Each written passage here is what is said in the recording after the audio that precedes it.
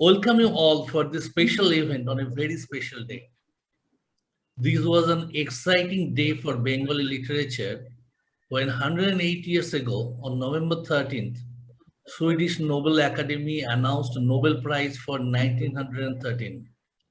Rabindranath Tagore was awarded Nobel Prize for his book Gitanjali, translated as Song Offerings. It is therefore most appropriate that we are about to announce the first Tagore Award for translation from Bengali on this very day. I am Biswadip Chakraborty, Managing Editor of the Antonym, is here today with the selection committee chair and the judges for announcing the result after a long meticulous process. Let me introduce as we speak. So, Samita Das Dasgupta is a co-founder of Manavi, the first organization to focus on violence against South Asian women in the US. She has taught psychology, gender studies, and law at the Rutgers University and New York University, authored 5 books, written a bunch of academic papers and monographs, and is still conducting training for DV and SB practitioners in the US and India. In her retirement, she is enjoying writing mystery stories in Bengali and translating from Bengali as well. She is based out of New Jersey. Shomita Dasgupta is the selection committee chair for the award. And let me start by asking you about the two-step process that the Antonym followed for selecting the translated stories. Yeah, hello everyone. Let me summarize what has happened up to now. On 12th May of this year, Antonym magazine called translators to submit their Bengali to English translation works to this contest and for the award of Rabindranath, in the name of Rabindranath. The closing date for the submission was September 19th. 2 wonderful editors, Vishnupriya Chaudhuri and Atrey Guhu, went through 19 submissions and did the first cut. That is, they scrutinized the pieces for faithfulness to the originals, smoothness of language, and just how the story, the rhythm of the story, how the story kind of went through the progression. They read the stories separately without consulting with each other. Once each completed her own short list, they exchanged their impressions and comments, and both noted that there was tremendous overlap in their thinking and their critique. Then the shortlisted entries were sent to the judges for final decisions, and the 2 judges are here today. Now, this process has been kept pretty transparent through announcements in the magazine itself and videos. And the process was shared with the readership in the videos. Now, before I end talking about the, in very short, the process, I'd like to give a shout out to Vishnupriya Chaudhuri and Atrey Guhu. Both have done a tremendous job, a splendid job. Well done to both of them. Thank you. Thanks, Shamita. Thanks for explaining the process that you have gone through. So before getting into the result, I just wanted to get a high-level view from both the judges. So let me introduce first judge, Bharat Magarian, who has begun his career as a freelance journalist, writing reviews and features for The Times, The Guardian, The Independent, The Observer, and The New Statesman. His first novel, The Fabrications, was hailed as a novel of considerable daring and originality by the Times Literary Supplement and others. His collection of short fiction, Melting Point, was praised by the Dublin Review of Books for its power and audacity. His monologue, The Pain Tapestry, was staged in several countries in Europe. It is our honor to have Barrett as one of our judges. Barrett, we'd like to ask your thoughts and overall take while trying to judge stories from a different culture and setting. So, what's your view? Well, it was very interesting to read all the stories, which had an element of exoticism, obviously because perhaps not obviously, but perhaps partly because they were set in places that I don't know, or parts of the world that had a kind of a landscape that was, quite detached from my own familiar landscape. So I found that very interesting and vital, and in a way actually quite inspirational too, to read these stories that were taking place in different countries, different locations. And that was very fascinating. And there was a lot of, I noted all the stories had a strong sense, I think, of place, of atmosphere, of texture, of smell, of sight, of audio-visual sensation. So that was very, very interesting, and it was a refreshing break from more westernized fiction, which is perhaps a bit more dry and a bit more, in some ways, a bit more didactic, or perhaps less atmospheric. So that was really wonderful, and I thought all the stories were there was a certain kind of link with nature, it seemed to me, which was interesting. And the idea of the mother who's born in the tree, that from the story, a seed, and then the relationship that the main character in The Man and the Tree has with a tree, arpita, if that's how you say it. And then it seemed as if nature and forms of nature were quite humanized and quite anthropomorphized in a way, which was interesting and very magical, actually. I thought that was quite wonderful. So I felt there was a kind of sensitivity about the descriptions of nature, which were very striking, and perhaps part of the culture of the areas in which those stories were set, a kind of magical, fable-like, fabulous, parable kind of culture, which was very, I think inspiring. So I like that very much. It was in some ways, some of the stories I felt were also quite close to mythological vibrations. I don't know if you know what I mean, but those were my overall impressions. Yeah. Yep. No, I think that's a very good point that you have brought, right? In a lot of ways in Indian subcontinent, we do have stories which go back to our roots and mythology. So that's a great point. And also, I think nature comes very vividly and very often. And as we intermingle with the nature, maybe more closely with the way we are.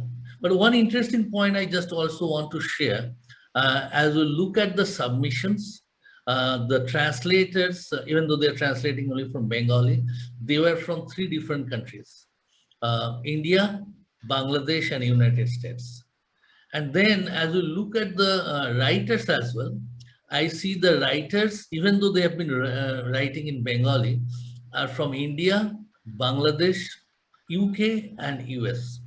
So there is a geographic spread, even though the language, it was originally written in Bengali and then translated in English. So I just thought I will share. That is interesting. And that also shows the nomadic nature of the human being nowadays, right?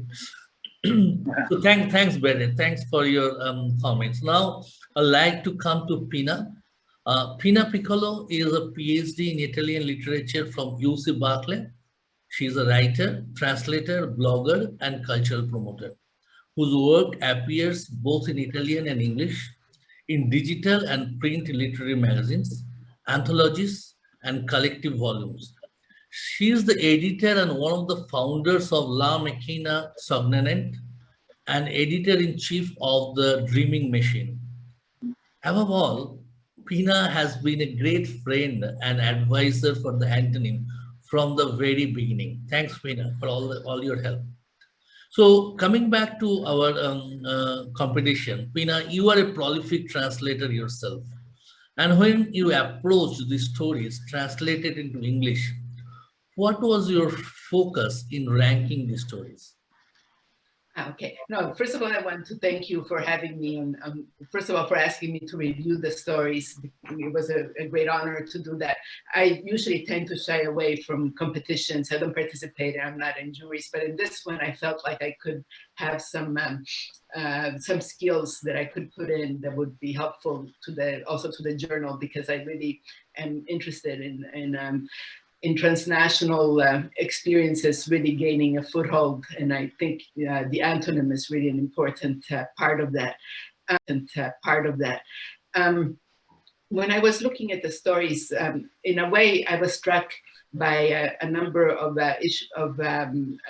features that Barrett highlighted, like the flow, the very dynamic flow, the atmospheric parts of it. Because the competition was based on the translation, after a while, I took myself away from the fascination with the story, or like which one I liked better as far as plot or as far as characters, and tried to focus more on how smooth the reading was. I was trying to put myself in the shoes of a reader who doesn't know anything about the fact that these stories are coming from writers who are, from Bangladesh or from Kolkata, or are based in diasporic experiences like in the United States or England. And I was kind of evaluating whether there was something in the phrasing that would make the reader halt, that would sound like false, that would make them falter. And in some of them, I did kind of run into them, but in the ones that basically were ranked, in the first positions, it was very smooth. There was a progression that did not call into question the language in which it was originally written. So there was a great skill that was demonstrated by the translator in being able to transport this prose from one language into another. And it was kind of strange for me, because not knowing any Bengali or any language from India, I had no way of evaluating how it got transported from one into the other. I just saw the final result, and that's what I based my my evaluation on. Okay, thanks, Pina. Thanks for that overview. So with that, we'll go to the competition and the announcement of the results. So, Somita, can I request you to announce the results, giving the details, how it is coming? So, the hard work has already been done by the first editors and the judges.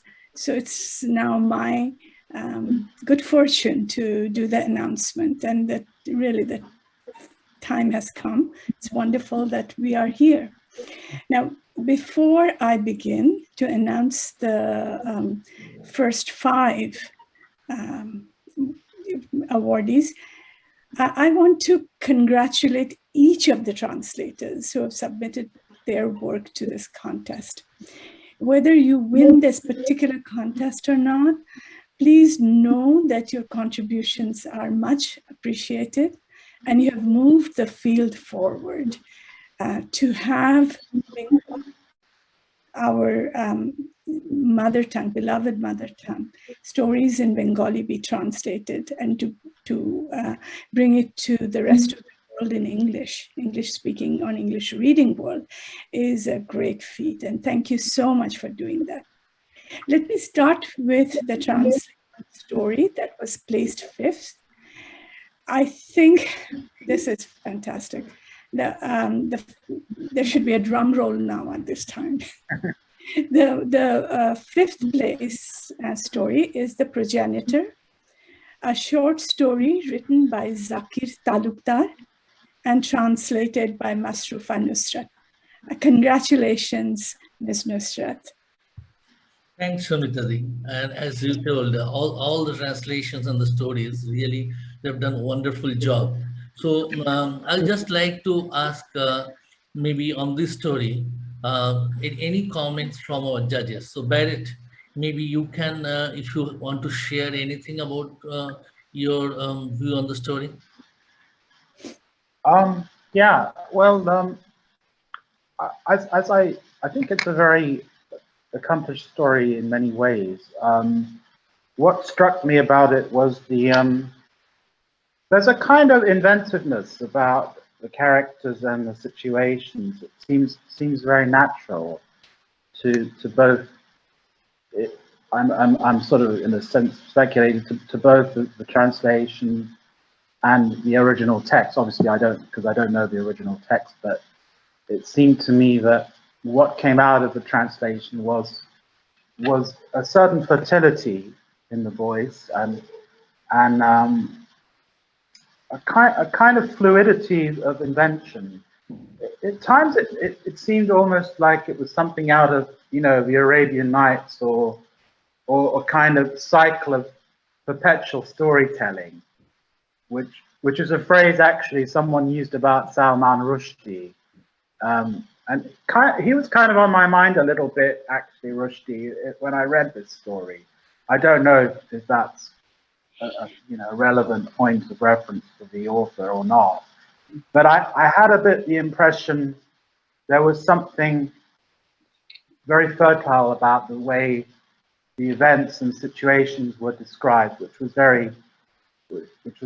gratifying and pleasing as a reader to have that experience. But I felt, as I said, I think in my original remarks, that the ending was, I didn't quite get what was being transmitted or what the writer wanted to transmit at the end. So I was a bit thrown by that, and I think to me at least it seemed rather kind of sudden and abrupt. So I was a little bit confused. So I wondered if that was a deliberate attempt to wrong foot the reader, or if it was just perhaps a hasty ending, So I'm not sure what to make of the whole story as a result of that ending, which in my view was not quite as satisfactory as the rest. Yeah, thanks, Barrett. How about you, Peter? Any comments from your side? Yes, I like the story very much.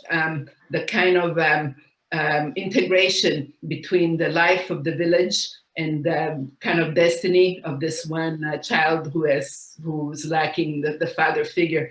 And it was interesting to me how this could be like the story of a scapegoat. And but it's a scapegoat that is kind of in the beginning kind of unaware of its status, and then little by little begins to kind of realize its lack of protection.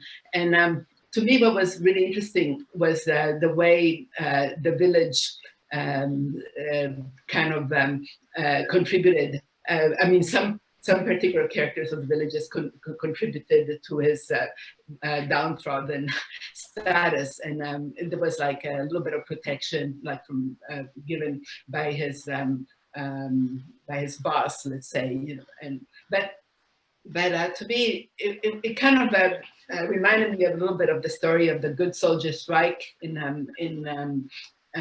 sort of like Western terms, but it was instead of being kind of put in a European context, it was put in the life of the village with the consequences of what happens to the nation. The village isn't like just a solitary kind of setting, but what happens in the nation has a bearing on what happens then in the elites of the village, and then how those elites kind of use the scapegoat to their advantage. And I didn't find the ending abrupt. I found the ending like liberatory in a way. I mean, it was kind of leading to that. And I think what might be confusing would be like projecting like our view of stages of revelation into it.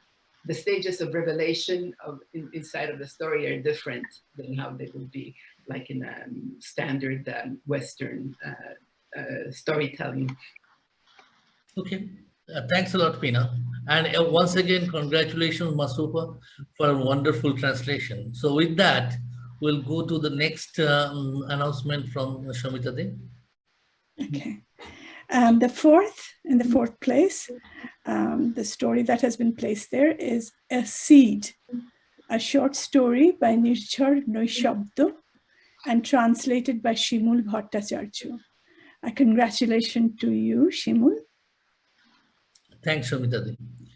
Pina, for this story, A Seed, any comments from your side? Yes, what I really liked about the story was its poetic quality. And I think it's very difficult sometimes to have like poetry be the structure that governs like the unfolding of a story. But this one, the poetic force of it was very apparent. And let's say. And just one question, like when you say poetic, the translation of a poetic work may be always difficult, isn't it? Well, I think that the original story must have had like a poetic voice in it. And the translator had to be very skilled to be able to convey that poetic structure without making it sound like sentimental. And I think she succeeded. I think it was a woman, right? I actually don't know. We don't have that much detail. It sounds like a man's voice. Shimul, yeah, it's a man. Sorry, yeah, he. Sorry, and he succeeded in that, and like working around the concept of the seed was very interesting to me about how that would. I mean, it has a very concrete. Because I mean, you could kind of look at a seed metaphorically, but the seed actually is used in a very concrete way in the story as well. You know, and I really appreciated the story. Thanks, Pina. Thanks for your comments. How about you, Barrett? What is your take on this story? Well, I agree. I think with Pina that it was a poetic story, and I agree that it was kind of the tone was difficult to judge, but I think it was a very, on the whole, successfully realized tone.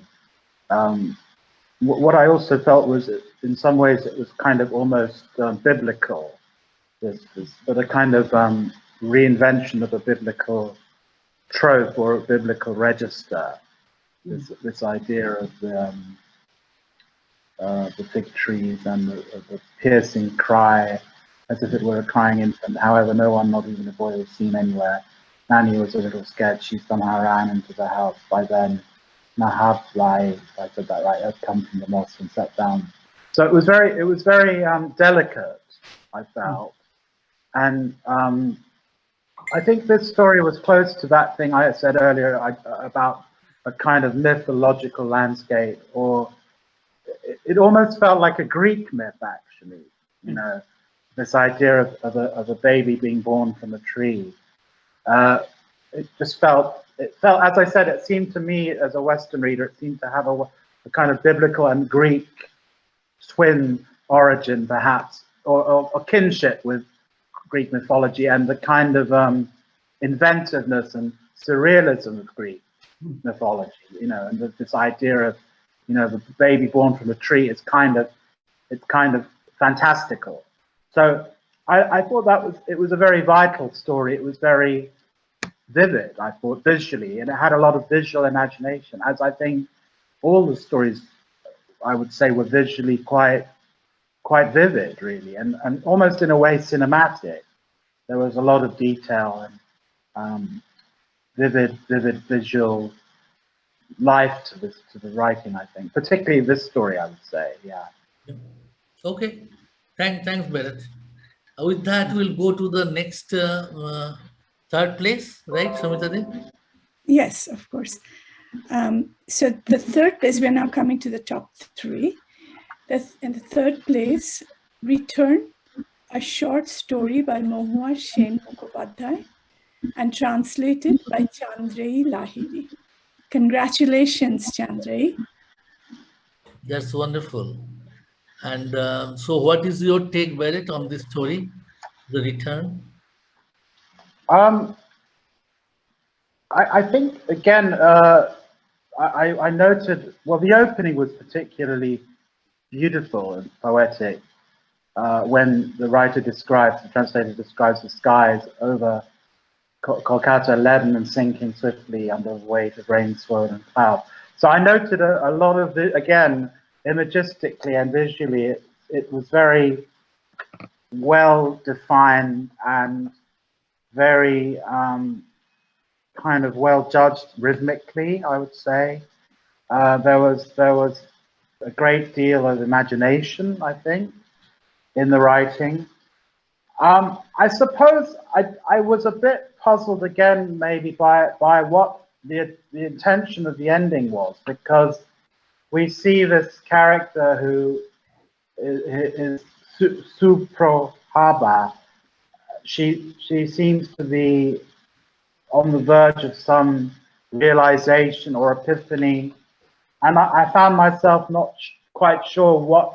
Again, maybe I'm too literal minded, but I wanted to have a bit more information at the end.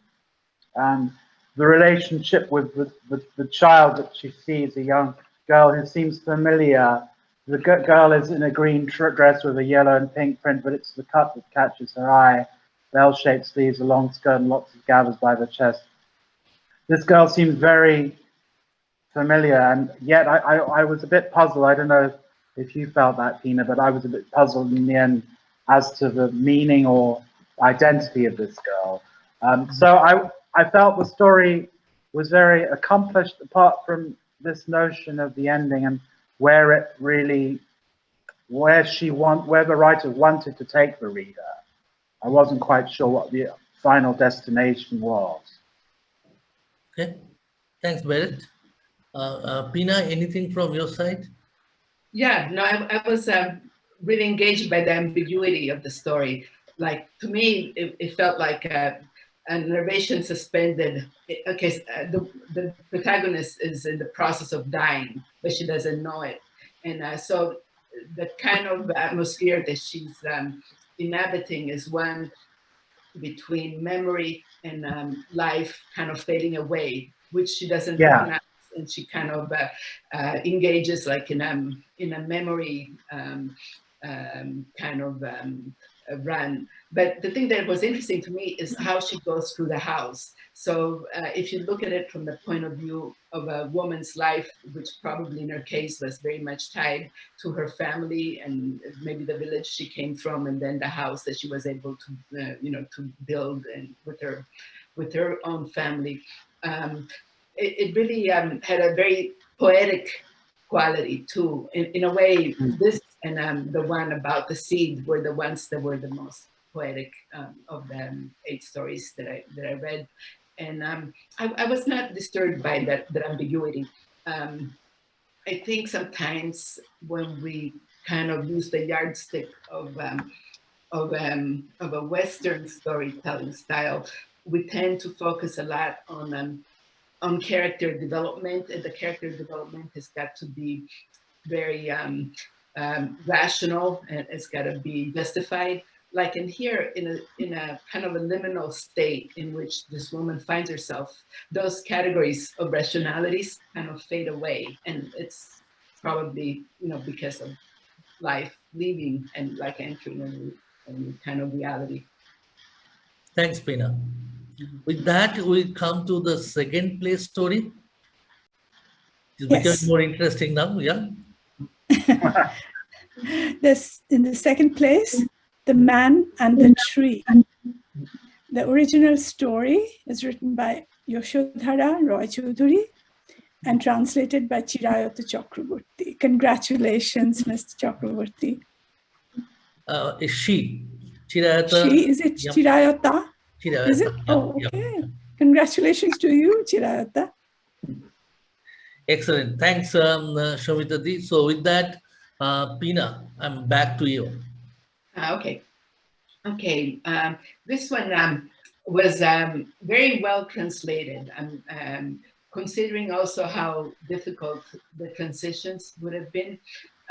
If you look at the first part of the story, which focuses on her experience, on the protagonist's experience as the wife of an engineer, it kind of sets the scene of the get-togethers and the club kind of atmosphere.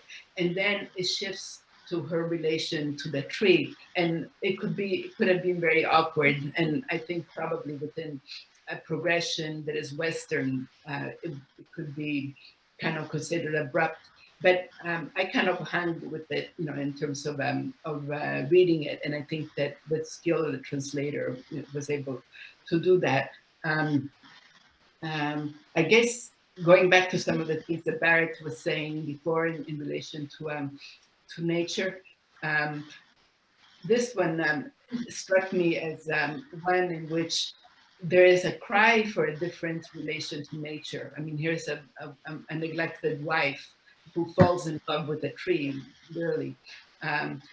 But still, the kind of feelings that are projected onto it are human feelings. And it's kind of very hard to kind of make the interspecies kind of leap that is needed. And to me, it was a story that kind of points in the direction of future developments of what we as human beings must learn again, probably having forgotten it. And maybe, you know, you can see that in some native cultures, some of it is still retained. But, you know, I thought that the story was really excellent and stimulating. Thanks, Pina. Coming back to you, Barrett. Yeah, I agree. It was a very strong story, and the evocation of the tree and the way Peter falls in love, the large round trees, the majestic body, as if this tree were a symbol of majesty, masculine in its height, the hot summer sun caught in his disheveled hair. And there was I really felt that it was very powerful writing, and when the tree is felled at the end, and there's this terrible sense, I think, that the reader feels that this is so devastating, you know, that the tree is cut down, and you feel this pain. I felt it anyway, which was really powerful and raw and original. And you know, I don't think I've ever read anything that's quite like that. It was very original indeed, I would say. And so it had a lot of resonance, the story, and it was kind of mysterious and kind of, in some ways, hard to account for, this atmosphere of almost the dream, somewhere between a dream and reality. And then the fact that Arpita doesn't want to think about, the last line, she was afraid to think of him for too long lest it kill him, which I found really wonderful and haunting and strange, and kind of this idea that she somehow feels she's responsible through her mind for tragedy. And it's just, I thought that was really interesting an idea, and really like thought-provoking, and I just think it was very well written and vivid. So Thanks, I was impressed. Thanks for your analysis. In fact, one thing I just want to also mention, as I looked at both of your rating, while Barrett, you have focused a lot on the stories, and Pina has focused a lot on the quality of translation, how well it reads, right? So in a way, these two was a beautiful balancing feature in our judging. So I really thought that helps achieve what we wanted to do, right? First of all, looking at stories translated from another language, and also looking at the plots, but at the same time, what is the main intention of finding out really good translators. So again, thanks both of you. But with that, we come to the very important announcement of the top one, the top stories. Shomita Ji, you can go ahead with that. Yeah, so here we come to the first one. Then, as I kept going, a short story by Shahaduz Zaman and translated by Noora Baha. Well done, and really hurrah. Wonderful. Excellent. Congratulations to you. Yeah. Congratulations, Noora. So with that, again, I'm back to Barrett on the story. What is your take? Well, as I said in my original comments, Vishwadip, I was very impressed by the story. I was very held by it. I found the central idea, the central conceit of the transmogrification of the father into a tiger was just amazing and brilliantly executed. I mean, it was very convincing because this kind of thing is notoriously difficult to do, I would say. But I felt very, I believed it. I thought it was very well done. And then the notion that this being trapped in the tiger's body and being unable to then re-emerge as a human was really kind of powerful and painful. And then this twist that the daughter who has the only way she can recover, Moina, if I said that right, can only recover if she eats tiger meat, because she's been struck down by this wind and is paralyzed. And I thought that was really another great idea that is convincingly done, and I was very held by that. And I think there's an incredible amount of creativity in this story, and a lot of visual and imagination, a lot of emotion. I found it very moving, and this kind of folkloric aspect, the details about the wind and this kind of slightly supernatural backdrop that plays out. And so it was quite amazing, actually, because the writer managed to be moving and realistic about a central improbable event, which was obviously impossible, scientifically speaking, for a person to turn into a tiger. But what I found was, despite the fact that I knew this could not happen, I believed in it. And that was very impressive. And the fact that I was so held by it, by something which was obviously irrational and impossible, was, I think, a great tribute to the power and creativity and invention of the writing. Excellent. Thanks, Barrett. And now to you, Pina. Okay. What struck me about it, was from the title, as I kept going, it gives you a sense of dynamic motion, like of moving forward. And to me, what struck me was that there are two voices in the story. There is like an omniscient kind of narrator that, especially in the beginning, makes all sorts of kind of smart alecky remarks about the economics, about the world as it is. And then you have the storyteller from the village that tells the story of the tiger. So there are two intersecting planes. It's like a story within a story. But sometimes you hear the voice of the omniscient narrator kind of giving his comments. And then you hear the voice of the woman from the village who tells the story. So it keeps the reader alert, and it kind of makes them shift from one kind of listening to another kind of listening. And I think this contributes to kind of getting inside the story in the way that Barrett was saying, kind of believing it, even though you know that in one part of your brain, the rational part, says this is not possible. But I think it's the play going on between these two narrators and these two styles of a Western and Eastern storytelling style that does it. Thank you so much, Pina. And I do remember your comment while judging that you indicated the translation seems to be flawless, because you found that as if it is the original story is written in English. So which is Yeah, oh yes. it's a great, I think, in terms of the translators. So congratulations, Noora, for winning the first Tagore Award for translation. So with that, yeah, we have gone through all the stories that we have seen in this competition and then judged to be the top five. So just as we conclude, I just wanted to get any concluding remarks from everyone on the importance of translation and transcending the culture and linguistic barrier. Maybe Shomita, you can start your take on that particular topic. I'm kind of intimidated in front of these two wonderful judges, No. I have to tell you. And really, thank you so much. I've learned so much from your critiques just now. And really looking at the stories that we are familiar with from such a new angle.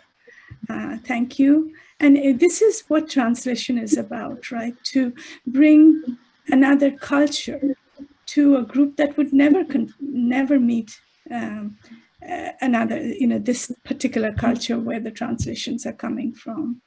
And I personally feel very strongly because we end up translating a lot from English, which is the dominant culture, to Bengali, but we hardly ever translate the other way around.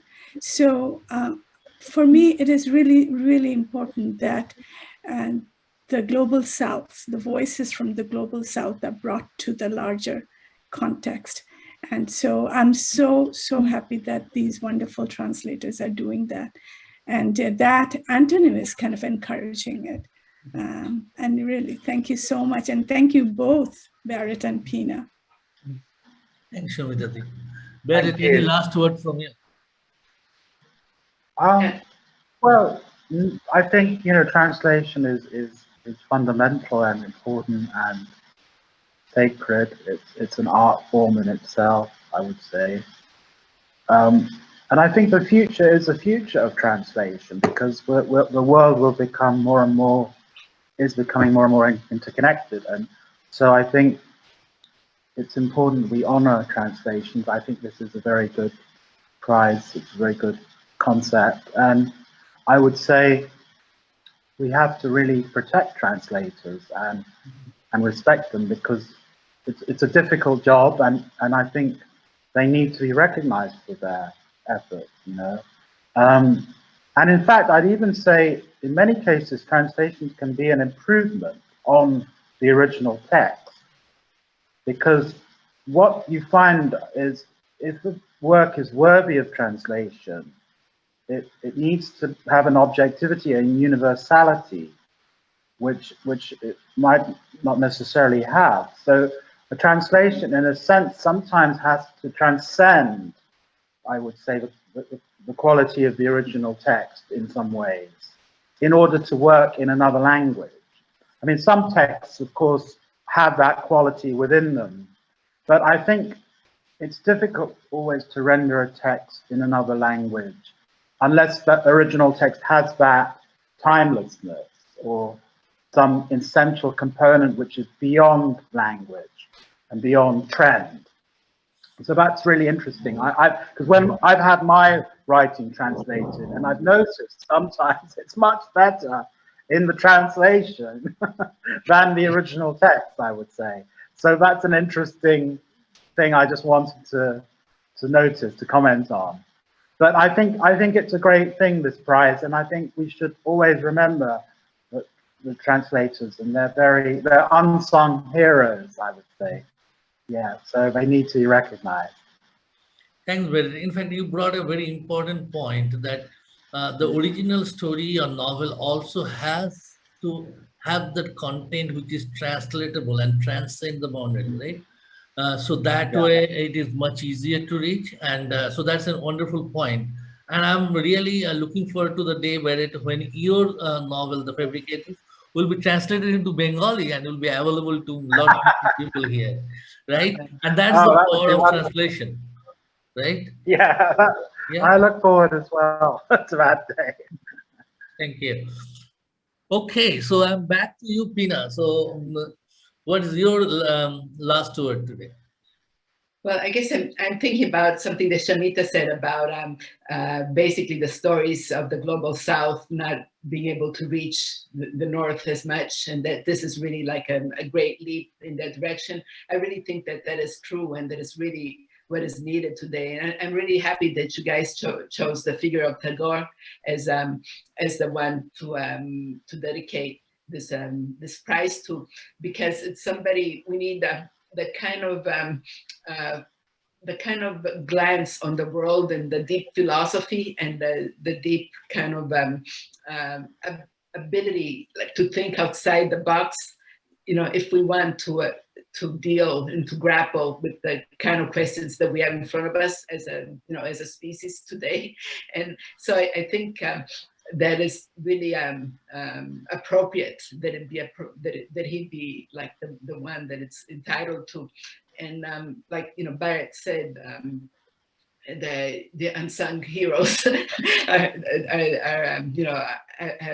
need to be acknowledged, and their work really needs to go on. And I hope and I know that journals like the Antonym and like sometimes things like the Máquina Soñante and the Dream Machine really focus on that, because if we have to promote like a transnational glance, which is what is needed right now, if we gotta get out of the hole that we're in, translating would be an essential part of that. And, so we need to get our pools of translators together.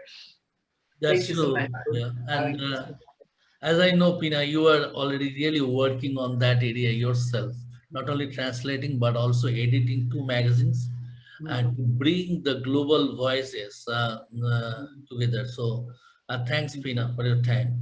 So, I mean, it's a wonderful session today. And while concluding, I just wanted to give a few glimpses of the next steps that we are thinking about. The first and foremost, we have heard about the stories today from the judges, but we will be publishing those stories, not only the ones which is awarded, but also maybe few which are equally great but may have missed out, right, because of the stiff competition in terms of quality of the story as well as translation. So they will be appearing in our magazine. Apart from that, we also will be starting to work on the year 2 of the Tagore Award. So the first year when we started, we specifically limited the scope to translation from Bengali to English. The reason was we wanted not to be overwhelmed, but establish the process and the norms using which we can expand that, right? So for the year next year, for 2022, as Tagore Award for the second year starts, these will be open to translation from any language into English. So the scope will be bigger, definitely, particularly if you see the first step where we just see the fidelity of the translation to the original story. It will be a difficult proposition from that perspective, but I'm sure with the help of all you well-wishers, we'll be able to find, once we have the stories, to do that first step of finding the fidelity of the translation to the original. But we definitely want to expand the scope, because the goal of Antonym is to really bring literature from all the different languages on the world and from every place into English. So it will be, scope will be bigger, and obviously it will take much more time. So very soon we'll be announcing this so that we can start early to again reach on 13th November 2022 to announce our result. So thank you very much for your time today. And we could not have progressed with this competition without the support from you all. So on behalf of the Antonym, I would like to thank Pina, Barrett, and Shomitadi for the involvement, encouragement, and time commitment into this project. We'd also like to thank Debojyoti Chatterjee, co-founder of www.immigrantbengalis.com, for sponsoring the 2021 award. With that, we sign off today. Happy translating.